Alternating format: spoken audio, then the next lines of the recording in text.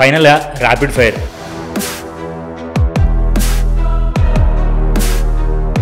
బట్ట తీసేంత అవసరం ఎందుకు వచ్చింది? అది అసలు నిజంగా అర్థం కాలేదు నాకు. అది ఎందుకు తీసిండో అర్థం కాలేదు. నేను బయటకు వచ్చి ఎంత నవ్వుకున్నా దాని మీద ఎవరో. నెక్స్ట్ ఏం ప్రాజెక్టులు నేను సినిమాలు? నేను ఆల్రెడీ లైఫ్ ఆఫ్ రామ్ అని ఒక ఫిల్మ్ డైరెక్షన్ చేస్తాను. సో ఇమ్మీడియట్లీ దాని సెకండ్ స్కెడ్యూల్ కంటిన్యూ చేసి సింగిల్ స్టెచ్లో ఫినిష్ చేసి ఉన్నది ఉన్నట్టుగా చెప్పాలి. యా నాగార్జున సార్ అంటే మీకు కోపమా? దోశ టాస్కే తీసుకో. దోశ దగ్గర జరిగింది లేదు ఏం లేదు మన్నాడ. నబిల్ గాడు ఇంకో తమ్ముడు. పృథ్వీ నబిల్ నాకు తమ్ముడిలాగా ఉండిపోతారు ఫర్ ఎవర్.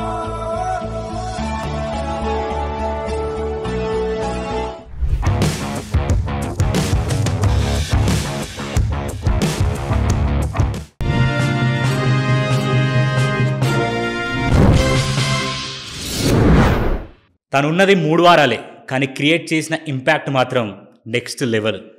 అచ్చమైన తెలుగుడిగా వెళ్ళాడు, స్వచ్ఛమైన మనసుతో ఉన్నాడు. కానీ బయటకు వచ్చేటప్పుడే ఎందుకు ఒక చిన్న మచ్చేసుకొని బయటకు వచ్చినట్టు అనిపించింది. తను ఎవరో కాదు, అభయ్ నవీన్ అన్న. సినిమాల ద్వారా మనకు పరిచయం అయ్యాడు, ఇప్పుడు బిగ్ బాస్ ద్వారా మనకి ఇంకా దగ్గర అయ్యాడు. అన్న ఈరోజు మనతో స్టూడియోలో ఉన్నాడు. అన్నని ఫస్ట్ వెల్కమ్ చేద్దాం. హాయ్ అన్న. హాయ్. ఉన్నది ఉన్నట్టుగా చెప్పాలి. యా నాగార్జున సార్ అంటే మీకు కోపమా? అస్సలు లేదు, చాలా రెస్పెక్ట్. బిగ్ బాస్ అంటే బయాస్డ్ అనే? బయాస్డ్ కాదు, ఆ రూల్స్ నాకు కొన్ని నచ్చినప్పుడు నాకు చెప్పుంటే బాగుండేది అనిపించింది అంతే. Prerana very good friend, life long ఒక ఫ్రెండ్ లాగా ఉండిపోతుంది నాకు. విష్ణుప్రియ ఇన్నోసెన్స్ని కొన్నిసార్లు ఆమె పదాలు డామినేట్ చేస్తున్నాయి. దట్ కంప్లీట్లీ అది రాంగ్. ఎందుకంటే అప్పుడు విష్ణుప్రియ కన్నింగ్ లాగా వెళ్ళిపోతుంది అట్లా మాట్లాడితే. సో నేను బయటకు వచ్చేటప్పుడు కూడా ఆమెకు అదే వార్నింగ్ ఇచ్చి వచ్చిన, నువ్వు పదాలు వాడకు అని. మీ నిఖిల్ వాడు మామ, ఇంకా అంతే మామ. పృథ్వీ గారు తమ్ముడు లాంటి వాడు. ఎట్లా అంటే అరగంట తమ్ముడు. బేబక్క అంత ఎక్కువ ర్యాపో రాలేదు అక్కతోటి నాకు. అంటే చాలా ఎక్కువ రోజులు కనెక్ట్ అవుతామేమో అనుకున్నాను, ఎందుకంటే రాగానే అక్క అక్క అని చాలా పిలిచిన. బట్ అన్ఫార్చునేట్లీ 1 వీకే ఉండే. సీత అది నా ఫర్ ఎవర్ సిస్టర్. ఇంకా అది ఫిక్స్. నేను ఇంటికి వచ్చిన తర్వాత కూడా అన్నయ్య సీతని ఇంటికి తీసుకురా అన్నది మా చెల్లె. సీతను. ఎస్. నబిల్ గాడు ఇంకో తమ్ముడు. పృథ్వీ నబిల్ నాకు తమ్ముడిలాగా ఉండిపోతారు ఫర్ ఎవర్. ఓకే. ఒకవేళ వాళ్ళు అట్లే టచ్లో ఉంటే. Sonia always my best friend. Always తప్పు చేసినా ఒప్పు చేసినా ఫ్రెండే. ఓం ఆదిత్య అన్న ఒక మెంటర్ లాంటాడు.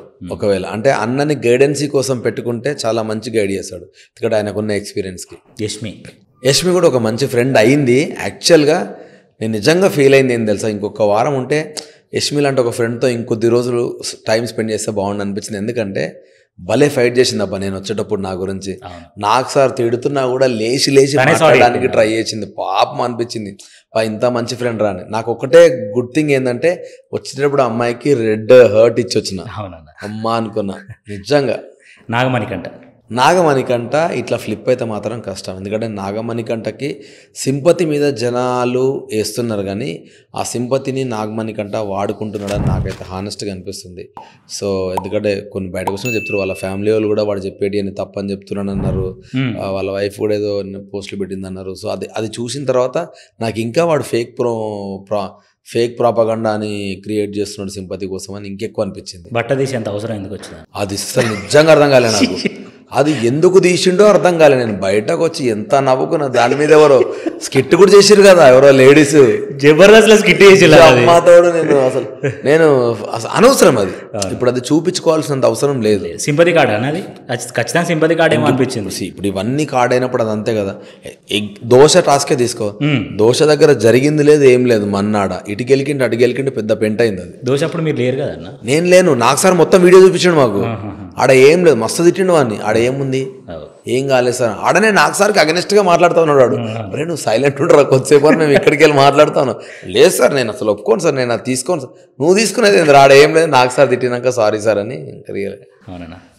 అభయ్ నవీన్ 90% చాలా కూల్ కామ్ ఉంటాడు. ఆ 10% అగ్రెషన్ ఉంటుంది. అది 3rd వీక్లో చూసారు. యాక్చువల్గా అన్ఫార్చునేట్లీ ఫస్ట్ వీక్ నుంచి కూడా నేను వాయిస్ రేజ్ చేయాలనుకున్న ప్రతిసారి రేజ్ చేసిన. ఎన్నిసార్లు వచ్చిందో నాకు తెలియదు కానీ ఫస్ట్ టైం అసలు మనకి ఏం చేయాలో కమాండ్ లేనప్పుడు నిఖిల్ గారు మాట్లాడుతున్నప్పుడు బల్ల గుద్ది అరిచి అందరినీ తిట్టి సైలెంట్గా ఉండండి అని అరిచింది నేనే. సో అట్లా నేను అరవాలనుకున్న ప్రతిసారి గట్టిగానే నా వాయిస్ రైజ్ చేసిన. ఒక్కసారి అది నెగిటివ్ అయింది అంతే. ఒక 6 మెంబర్స్ని, వీళ్ళు ఫేక్, వీళ్ళు ట్రూ. ఫేక్ అంటే ఇప్పటివరకు ఫేక్ లాగా చెప్పా, ఇంకా 100% జెన్యున్ లేరని ఓకే చెప్పా. ఫైన్. 100% విష్ణుప్రియ ఇంకా జెన్యున్గా లేదు, ఎందుకంటే ఆమె గేమ్ పరంగా ఇంకా ఎఫర్ట్స్ పెడతలేదు. అండ్ మణికంఠ డెఫినెట్గా ఆల్రెడీ చెప్తున్నాడు, మణికంఠ 100% జెన్యున్ లేడు. ఆదిత్య ఓమన్నలా చాలా అగ్రెషన్ ఉన్నది వెనకాలకి వెళ్ళి, అది ఇంకా బయటకు వస్తుంది. ఎగ్జాక్ట్. వీళ్ళు ముగ్గురు గెలవాల్సిన ముగ్గురు. అబ్బా ముగ్గురు కాదని నలుగురు చెప్తాను, నిజంగా హానెస్ట్గా ఉన్నారు. ప్రేరణ, సీత, నిఖిల్ అండ్ నబీల్, వీళ్ళు నలుగురు ఎవరు గెలిచినా I'll be very happy. Prerana, to some extent Yashmi కూడా అనుకుంటున్నా, కానీ యష్మికి ఉన్న కోపానికి ఆమెను రానియరు, ప్రతిసారి కూర్చుస్తారు ఆమె నామినేషన్లో, అదొకటే భయం. కానీ ఈ నలుగురులో ఎవరికి వచ్చినా ఐల్ బి వెరీ హ్యాపీ. ఈ వీక్ ఎవరు ఎలిమినేట్ అవుతారు అనుకుంటున్నారు? ఓమన్న మొన్న నుంచే మాట్లాడుతున్నాడు, నా వల్ల అవ్వట్లే అబ్బాయి, ఈ హౌస్ అంతా నాకు సేమ్ అనిపిస్తుంది అని. కానీ ఒక్కడు చూసి మొన్న షాక్ అయిన, ఏదో ఊరు దత్తత తీసుకున్నట్టు ఆయన. చాలా గొప్ప విషయం అది అసలు. అది తీసుకొని చేస్తున్నాడు. ఆ వాళ్ళంతా పాపం అన్నకి ఓటేయండి అంటున్నారు, కానీ అన్న విల్లింగ్నెస్గా లేడు. ఎందుకంటే అన్నకి ఆ అంబియన్స్ సెట్ అవ్వట్లేదు. పాపం ఆయన పొద్దున్న లేస్తాడు, జల్దీ పడుకుంటాడు, ఫుడ్ టైం టు టైం ఉండాలి.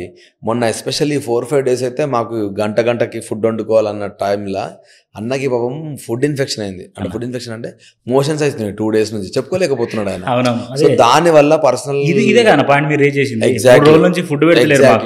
అవును ఇవన్నీ తెలిసినాయి కాబట్టి నేను రైజ్ చేసిన. సో దానివల్ల ఆయన ఉండడేమో అని అనిపిస్తుంది. ఆయననే తనే రెడీగా లేడు ఉండడానికి. నెక్స్ట్ ఏం ప్రాజెక్టులు ఉన్నాయి సినిమాలు? నేను ఆల్రెడీ లైఫ్ ఆఫ్ రామ్ అని ఒక ఫిల్మ్ డైరెక్షన్ చేస్తున్నా. సూపర్. ఒక స్కెడ్యూల్ అయిపోయిన తర్వాత నాకు ఈ ఆఫర్ వస్తే దాన్ని బ్రేక్ ఇచ్చి ఇటు వచ్చిన. సో ఇమ్మీడియట్లీ దాని సెకండ్ స్కెడ్యూల్ కంటిన్యూ చేసి సింగిల్ స్ట్రెచ్లో ఫినిష్ చేసి ఇంకా దానిపైన ఉంటా. అంటే యాక్టింగ్ చేసేది? యాక్టింగ్ కూడా చేస్తున్నా దాంట్లోనే. ఎస్. సో డైరెక్షన్ మీరే, యాక్టింగ్ మీరే.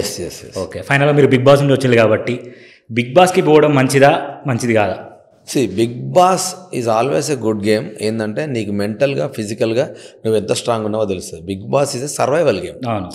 సో డెఫినెట్గా వెళ్ళినందుకు ఐఎమ్ వెరీ హ్యాపీ. ఎందుకంటే నాకు అంబియన్స్ మంచిగా అనిపించింది. ఫోన్ వాడకున్నా నేను బతకగలుగుతా అని తెలిసింది.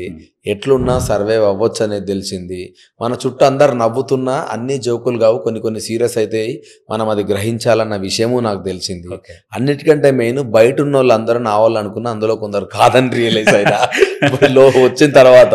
సో ఈ నా కొడుకులు ఇప్పటిదాకా ఫేక్ ఉన్నారు నాకు అని. సో చాలా ఎక్స్పీరియన్స్ ఇచ్చింది బిగ్ బాస్ నాకు. I'm very thankful to Bigg Boss ఆ విషయంలో. ఓకే అన్న. సో ఇంతే అన్న. థ్యాంక్ యూ సో మచ్ మీ టైం మాకు మాకు ఇంత ఇన్ఫర్మేషన్ కూడా ఇచ్చినందుకు thank you so much. So చూసారు కదా, ఇది అభయ్ నవీన్ అన్నతో ఇంటర్వ్యూ. మీకు ఏమైనా సందేహాలు ఉంటే ఆ సందేహాలు ఇంటర్వ్యూలో తెలుసుకున్నారు. సో అన్న ఎక్కడ కూడా రాంగ్ పోర్ట్రే చేయాలని కాదు, ఫన్ క్రియేట్ చేయాలనుకున్నాడు. కాకపోతే అది అన్నకు లాంగ్వేజ్ ఎక్కువ ఉండడం వల్ల అన్నయ్య ఫుటేజే ఎక్కువ చూపించిల్లు. సో మేబీ దానివల్లే బయటికి పంపించలేమో అని మనం అనుకున్నాం. కాకపోతే మళ్ళీ నాకు సార్ నెక్స్ట్ డే వచ్చి నీకు ఓటింగ్ తక్కువ పడే అని బయటికి పంపించిల్లు.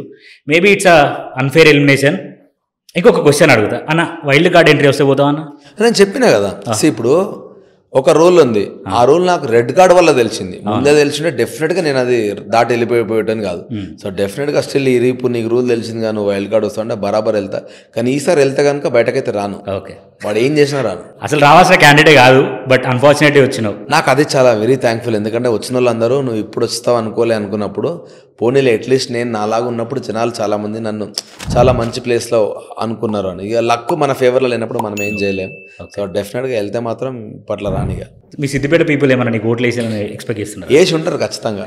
కొందరు తిట్టలు కూడా ఉన్నారా, నువ్వు సిద్దిపేట వారా, నువ్వు ఏం మాట్లాడుతున్నావురా. ఏంటంటే చాలామంది పైన తమ్మునేలు చూసి మాట్లాడేటోళ్ళు ఉంటారు. కానీ నిజంగా ఎమోషన్ చూసిన వాళ్ళందరూ we are very proud of you అని చాలా హ్యాపీగా. నేను వచ్చిన తర్వాత నా స్కూల్ ఫ్రెండ్స్ కానీ, అరే ఎందుకంటే నా చిన్న స్కూల్ ఫ్రెండ్స్ అంటే నన్ను 30 ఏళ్ళకి వెళ్ళి చూస్తున్న వాళ్ళు, అరే నువ్వు చిన్నప్పుడు ఎట్లున్నావు ఇప్పుడు అట్లే ఉన్నావు దిల్దార్గా. సో నా ఫ్రెండ్స్ కానీ నువ్వు బయట ఎట్లున్నావు లోపల అట్లే ఉన్నావు. సో నేను ఎవడో తెలిసినోడికి మాత్రం వాడికి ఏం నాలో ఫేక్నెస్ అనిపించదు, ఎందుకంటే నేను బయట కూడా అట్లే ఉంటా. సో తెలియని వాళ్ళకి నా క్యారెక్టర్ నచ్చిన వాళ్ళు ఏమో అప్రిషియేట్ చేస్తారు. ఇక డెఫినెట్లీ అందరికి నచ్చాము, బట్ చాలా వరకు people are very happy with me. అవునన్నా, మాకు కూడా అట్లే అనిపించింది అన్న. లోపల మాట్లాడుతుంటే పక్కన దోసిగాడు మాట్లాడితే ఎట్లుంటే అట్లానే ఉన్నది. అదే ఉంది. సో 100% అట్లానే ఉంది. So thank you so much for coming here. Thank you.